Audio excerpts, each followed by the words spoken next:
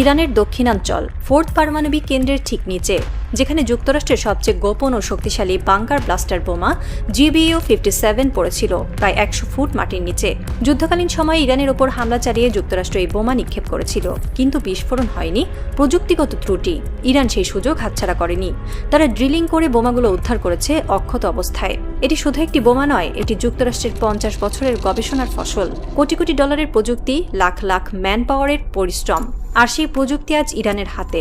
Iran শুধু বোমা উদ্ধার করেনি, তারা সেগুলোকে নিষ্ক্রিয়ও করেছে। এখন তারা রিভার্স ইঞ্জিনিয়ারিং এর প্রস্তুতি নিচ্ছে। আরও বড় কথা, এই বোমাগুলো হয়তো রাশিয়া ও চীনের হাতেও পৌঁছে যেতে পারে। প্রশ্ন, ইরান কি করবে এই প্রযুক্তি দিয়ে? তারা কি বানাবে নতুন বাংকার ব্লাস্টার বোমা, নাকি তাদের নিজস্ব পারমাণবিক স্থাপনাকে আরও সুরক্ষিত করবে? উত্তর ইরানের হাতে, পেন্টাগনের মাথায় হাত। GBU-57 যুক্তরাষ্ট্রের সবচেয়ে বড় ও শক্তিশালী বাংকার ব্লাস্টার বোমা। এর ওজন 13,600 কেজি, প্রায় একটা ট্যাঙ্কের সমান। একটি সাধারণ বোমার ওজন যেখানে 900 কেজির বেশি হয় না, সেখানে এই বোমার ওজন 13.6 টন। এটি এত শক্তিশালী যে মাটির 60 মিটার নিচে বা 18 মিটার পুরো কনক্রিট ভেদ করতে পারে। বোমাটি কোনো লক্ষ্যবস্তুর ওপর সরাসরি বিস্ফোরিত হয় না।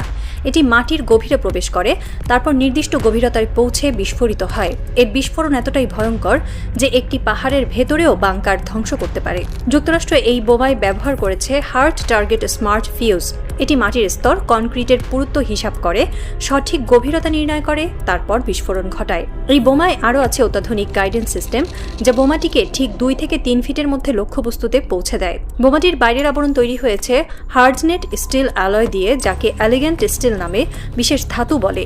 এটি প্রচণ্ড চাপ, তাপ ও কম্পন সহ্য করতে পারে। এই ধাতুর রাসায়নিক গঠন ও টেম্পারিং প্রক্রিয়া যুক্তরাষ্ট্রের সবচেয়ে গোপন প্রযুক্তিগুলোর একটি। একজন প্রতিরক্ষা বিশ্লেষক বলেছেন, GBU-57 শুধু একটি বোমা নয়, এটি একটি প্রযুক্তিগত বিস্ময়। এর নির্মাণে যুক্তরাষ্ট্রের সেরা পদার্থবিদ, ধাতুবিদ ও প্রকৌশলী কাজ করেছেন। এই বোমা যে দেশের হাতে যাবে, সেই দেশ বাংকার ধ্বংসের সক্ষম অস্ত্র বানাতে পারবে। যুক্তরাষ্ট্র যখন বোমাগুলো নিক্ষেপ করে, তখন সেগুলো মাটির প্রায় 100 ফুট গভীরে প্রবেশ করে, কিন্তু বিস্ফোরণ হয়নি। প্রযুক্তিগত ত্রুটি। সেই গভীর থেকে বোমা উদ্ধার করা অত্যন্ত জটিল ও ঝুঁকিপূর্ণ কাজ, কারণ যে কোনো সময় বোমাগুলো বিস্ফোরিত হয়ে উদ্ধারকারী দলের প্রাণ কেড়ে নিতে পারত। ইরান সেই ঝুঁকি নিয়েছে। তারা ড্রিলিং করে বোমাগুলোর অবস্থান চিহ্নিত করে, সাবধানে খনন করে, অবশেষে 3টি বোমাই অক্ষত অবস্থায় উদ্ধার করে। এছাড়া উদ্ধার করেছে প্রায় 9,500 ক্লাস্টার বোমা। ইরানের তাসনিম নিউজ এজেন্সি উদ্ধারের ভিডিও ফুটেজ প্রকাশ করেছে। তাতে দেখা যাচ্ছে ইরানি প্রকৌশলীরা সাবধানে বোমাগুলো মাটি থেকে তুলছে। বোমাগুলো দেখতেই ভয়ঙ্কর। ধাতব শরীর, সুনির্দিষ্ট চিহ্ন, যুক্তরাষ্ট্রের স্ট্যাম্প। একজন ইরানি প্রকৌশলী ফিসফিস করে বলেছেন, আমরা প্রায় 3 সপ্তাহ ধরে কাজ করেছি। সবচেয়ে বড় চ্যালেঞ্জ ছিল বোমাগুলো যেন বিস্ফোরিত না হয়। আমরা ঘন্টার পর ঘন্টা ধরে পরীক্ষা নিরীক্ষা করেছি। অবশেষে আমরা সফল হয়েছি। এখন এই বোমাগুলো আমাদের হাতে, আমরা যা চাই তাই করতে পারি।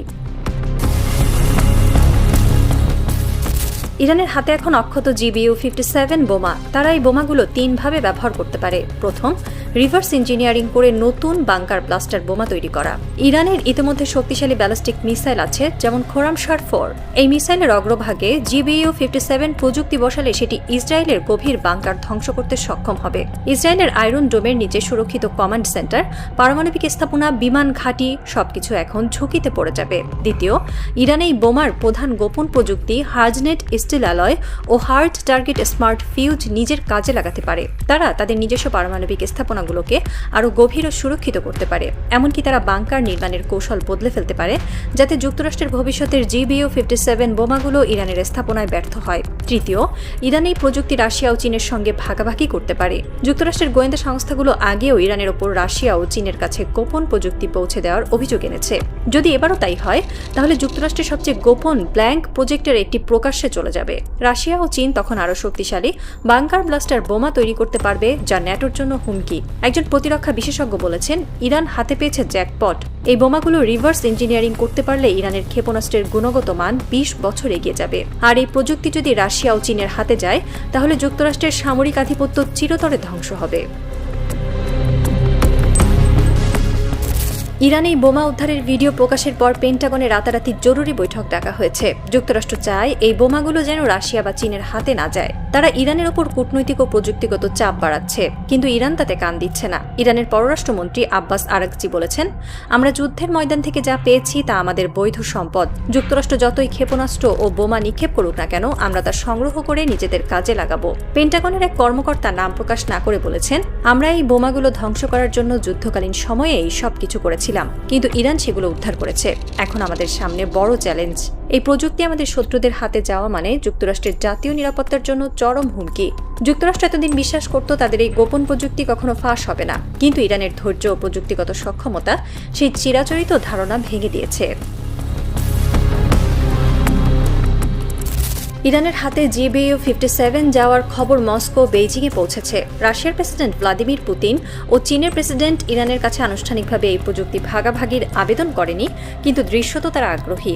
ইরান রাশিয়া সম্পর্ক ইতিমধ্যেই ঘনিষ্ঠ। ইরান রাশিয়াকে শাহেদ 136 ড্রোনের প্রযুক্তি দিয়েছে। রাশিয়া তা আয়ত্ত করে আরও উন্নত ড্রোন বানিয়েছে। এবার যদি ইরান GBU-57 এর প্রযুক্তি রাশিয়াকে দেয়, তাহলে রাশিয়া নিজস্ব বাংকার ব্লাস্টার বোমা তৈরি করতে পারে। সেটি ইউক্রেন যুদ্ধে ব্যবহার করতে পারে, আবার আর্কটিক অঞ্চলে ন্যাটোর বাংকার ধ্বংস করতেও। চীন ওই প্রযুক্তির দিকে তাকিয়ে। তাইওয়ান ইস্যুতে চীনা পক্ষের বাংকার ধ্বংসে এই বোমার প্রযুক্তি কাজে লাগতে পারে। পাল্টায় চীন ইরানকে আরও উন্নত প্রযুক্তি ও অর্থনৈতিক সহায়তা দিতে পারে। একজন রুশ প্রতিরক্ষা বিশ্লেষক বলেছেন, ইরান যদি এই প্রযুক্তি রাশিয়াকে দেয়, তাহলে রাশিয়ার সামরিক সক্ষমতা 10 বছর এগিয়ে যাবে। যুক্তরাষ্ট্রের হার্ডনেট বাংকারগুলো আর নিরাপদে থাকবে না। ইরান বুঝতে পেরেছে তারা শুধু যুদ্ধক্ষেত্রে নয়, প্রযুক্তির দিক থেকেও যুক্তরাষ্ট্রের সমকক্ষ হতে পারে। GBU-57 উদ্ধার ইরানের প্রতিরোধের নতুন অধ্যায়ের সূচনা।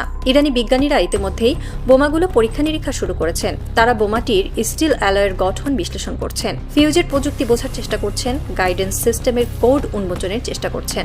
যদি ইরান সফল হয়, তাহলে তারা নিজেরা উৎপাদন করবে বাংকার ব্লাস্টার বোমা। সেটি ব্যালিস্টিক মিসাইল বসিয়ে ইসরায়েল ও যুক্তরাষ্ট্রের মিত্র উপসাগরীয় দেশগুলোর গভীর বাংকার ধ্বংস করবে। এর আগে ইরানের ক্ষেপণাস্ত্র সেগুলো ধ্বংস করতে পারত না, এখন পারবে। একজন ইরানি সামরিক বিজ্ঞানী বলেছেন, এই বোমা আমাদের শক্তি দিয়েছে। আমরা এখন যুক্তরাষ্ট্রের কাছে কৃতজ্ঞ, কারণ তারা আমাদের নিজেদের উন্নয়নের জন্য প্রযুক্তি উপহার দিয়েছে। আমরা এর সঠিক ব্যবহার করব। ইরান GBU-57 উদ্ধার করে 4টি গুরুত্বপূর্ণ প্রযুক্তি হাতে পেয়েছে। প্রথম, হার্ডনেড স্টিল অ্যালয়। এই ধাতু এত শক্ত যে মাটি, পাথর, কনক্রিট ভেদ করে টিকে থাকতে পারে। ইরান যদি এই ধাতুর রাসায়নিক গঠন ও টেম্পারিং প্রক্রিয়া আবিষ্কার করে, তাহলে তারা তাদের ব্যালিস্টিক মিসাইলের ওয়ারহেড আরও মজবুত করতে পারবে। বর্তমানে ইরানের ক্ষেপণাস্ত্র মাটির উপরে বিস্ফোরিত হয়। নতুন ওয়ারহেড মাটির নিচে প্রবেশ করে বিস্ফোরিত হবে, যা ইসরায়েলের গভীর বাংকারের জন্য মারাত্মক হুমকি। দ্বিতীয়, হার্ড টার্গেট স্মার্ট ফিউজ। এটি মাটির স্তর গণনা করতে পারে, কনক্রিটের পুরুত্ব হিসাব করতে পারে, ঠিক কত গভীরে যেতে হবে তা নির্ণয় করতে পারে।